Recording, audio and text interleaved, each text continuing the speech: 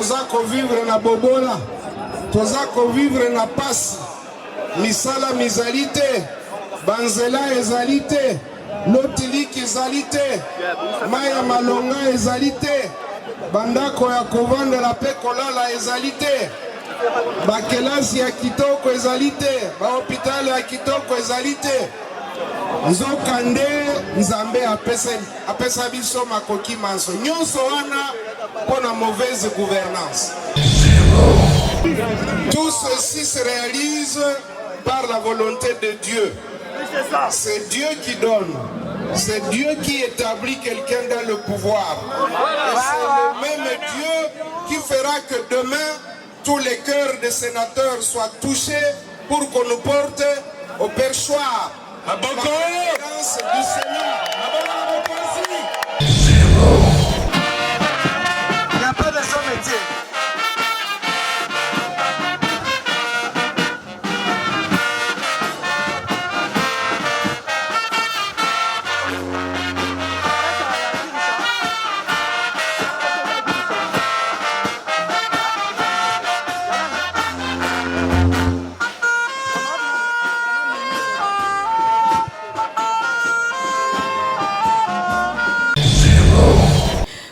Matondi mingi baike beaucoup na biso partout dans le monde entier à travers 3W Congo Lisanga télévision. To pesi bino penza mbote tozali penza awa en direct ya Sénat et sika pi penza bureau définitif ba koko bakaka na propagande na mamba ko sala ndenge boyebi mona mboka bati lukwebo ba candidat bazali penza ebele wa MLC Gerengo mama Ida o ngambo palu bazali ebele élection ko sali makate kasi lelo ezali mokola clôture ya propagande banaki mokola dimanche lelo ezali ko se clôturer bomoni ba militant ba ye penda ko soutenir ba ye ya bango o ba ko voter bango na bureau définitif ba tu ya FDC ba ye a ebele o ba ko soutenir bati ba militant ya palu ba tonzi penda a ebele to tiki no bolanda ndenge nini to ko ba awa ba quelques interviews ndenge penda mayenyo se ko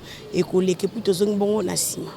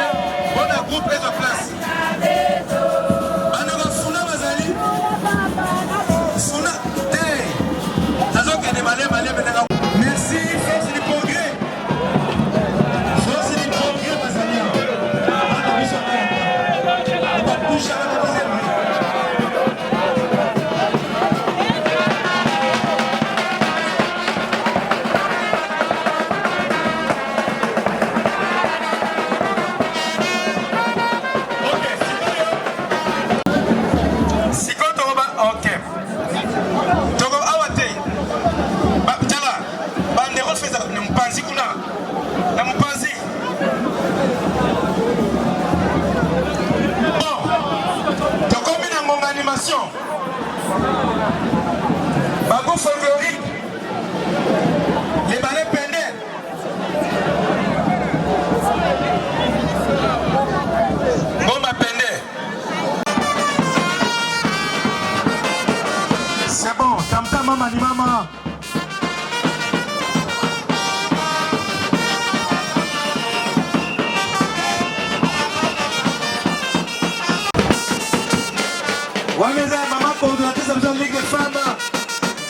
Anthony Douce.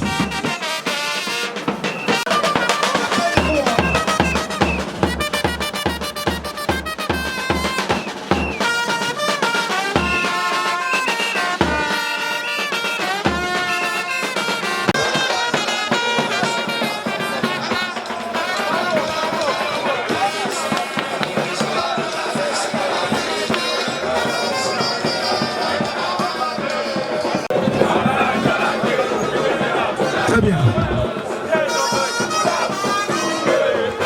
Et on calme les il savait.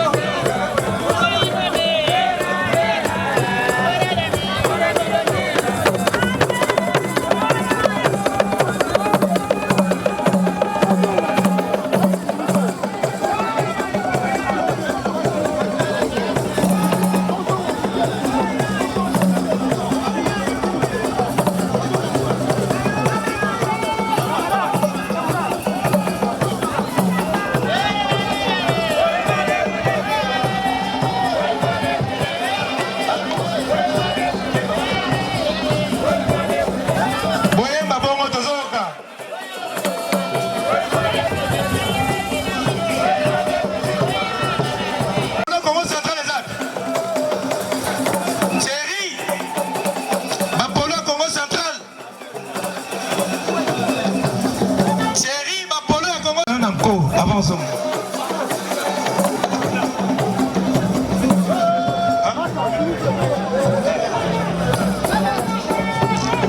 Fédération du Kassai représentée avec la pêche et les autres camarades qui l'ont accompagné. Bazaliao et Bolinga Rappel, groupement moi. Vous foutez un avion. Kitoko. Dans le bac à nous les combats.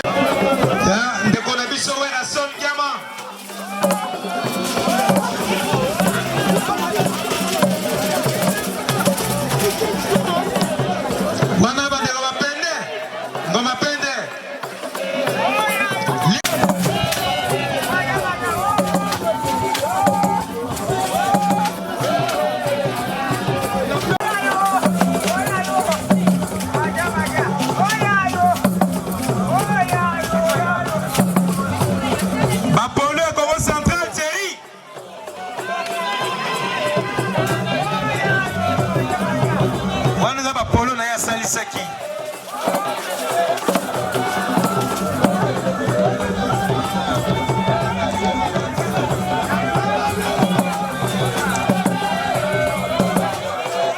Ngoma pende otika na pende kama bozongi simate bostika na kasimate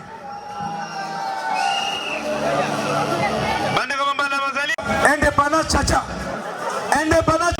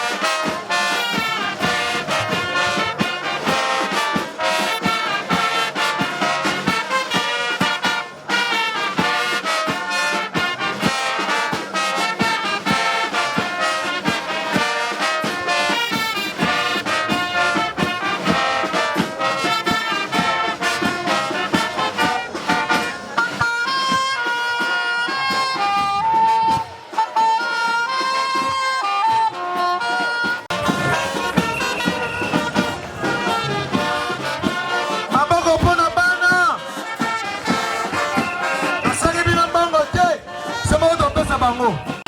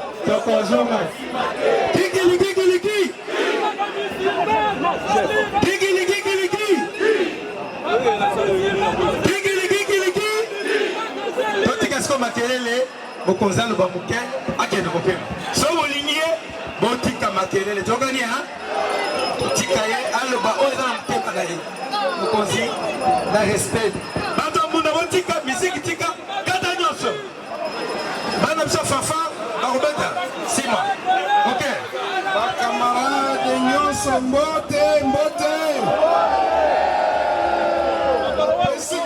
na bana ya kisasa na oyo nyonso bauti na baprovince mbote lisusu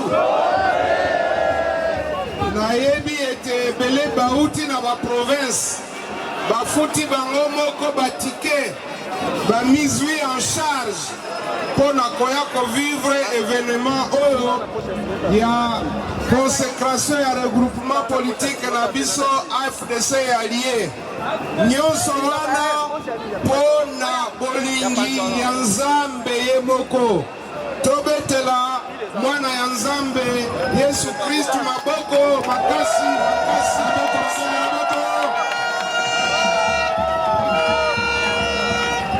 eza esengo komona ete boye ebele oyo kutu eza échantillon metala ndenge botondisi palais du peuple eyokani nyonso mpona kolakisa makasi na biso bokasite na biso mpe détermination na biso nyonso na nsima ya mokonzi ya mboka na biso Félix Antoine Tshisekedi Tshilombo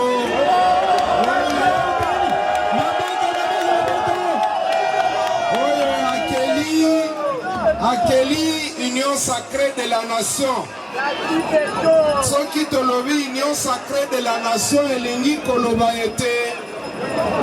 koloba ete biso nyonso lisanga totia ba couleur politique pembeni totia ba division pembeni toyeba ete biso nyonso toza liboke moko liboke mpona kotonga mboka na biso tala ma tozali kovivre mikolo oyo mboka oyo nzambe alingi mingi atia makoki manso kasi tala ndenge toza kovivre na bobola toza kovivre na pasi misala mizali te banzela ezali te lotiliki ezali te mai ya malonga ezali te bandako ya kovandela mpe kolala ezali te bakelasi ya kitoko ezali te bahopitale ya kitoko ezali te nzoka nde nzambe apesa biso makoki manso nyonso wana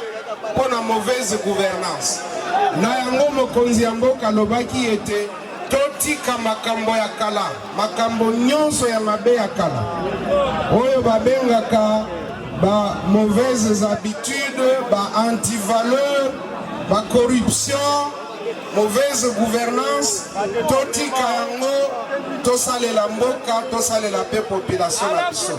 Wana nde objectif tozali ko poursuivre. Na yango awa tosengi vote pe suffrage ya ba sénateur ezali po ete biso pe tomema oyo ya biso contribution na kotonga mboka ya sika, toyeba ete toye na mopepe ya sika oyo ekosala ete mbongwana ezala na kati ya mboka na biso. Muke na français toloba ete merci beaucoup chers camarades d'être venus si nombreux. Maboko makasi.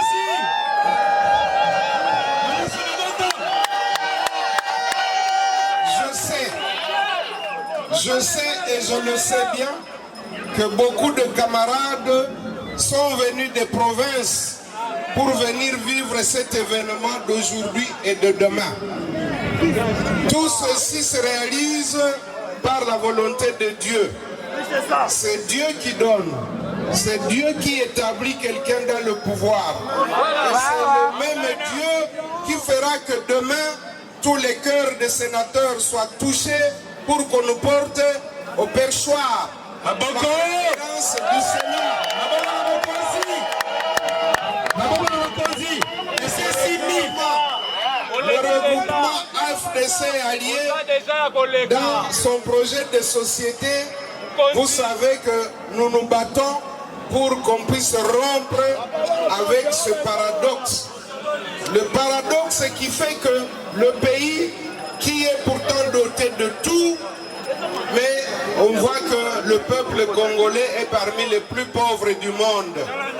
Nous devons abandonner ces mauvaises habitudes. C'est pour cette raison que nous avons répondu massivement à l'appel de son Excellence, Monsieur le Président de la République.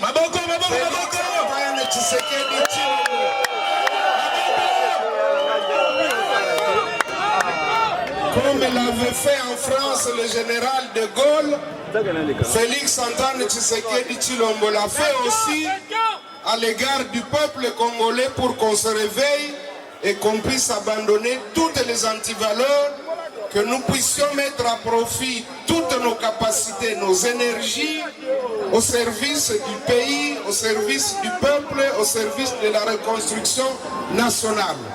Et nous pouvons y parvenir. Et le Sénat, c'est l'une des institutions qui doit aussi apporter sa contribution dans sa mission de légiférer, dans sa mission de contrôler le gouvernement et les services et établissements publics. Vous avez suivi notre discours devant les sénateurs. Nous leur avons demandé de nous faire confiance parce que nous avons déjà démontré que nous avons réellement l'amour de la patrie, l'amour du peuple congolais. Et nous voudrions que dans le cadre de l'union sacrée de la nation, qui, comme vous le savez, ne tient pas compte des considérations politiques, il n'y a pas de couleur politique, il s'agit ici d'un appel pour que tous ensemble nous puissions reconstruire notre pays, que le bon Dieu a si généreusement doté de tout, mais dont le peuple est parmi les plus pauvres. Donc, prenons tous la résolution d'abandonner les mauvaises habitudes. Rangeons-nous derrière le chef de l'État pour que dans le cadre de l'union sacrée de la nation, nous puissions apporter le sourire, le bonheur à notre peuple, que le pays se reconstruise, les routes, les hôpitaux, les écoles, l'environnement, que nous puissions avoir de l'eau potable, de l'électricité, un environnement sain et que les gens puissent avoir des emplois, surtout pour qu'on mette fin au chômage.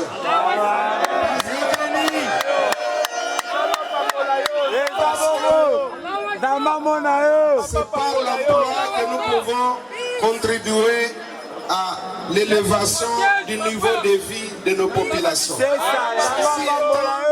Je vous souhaite bonne campagne, la campagne continue.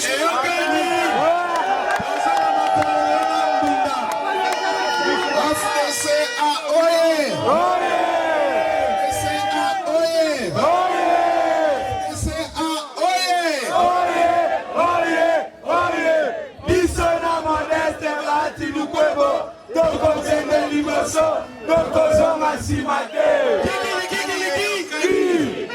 eyokani merci mingi merci Aspect général na basénateur na biso après animation continue tokani force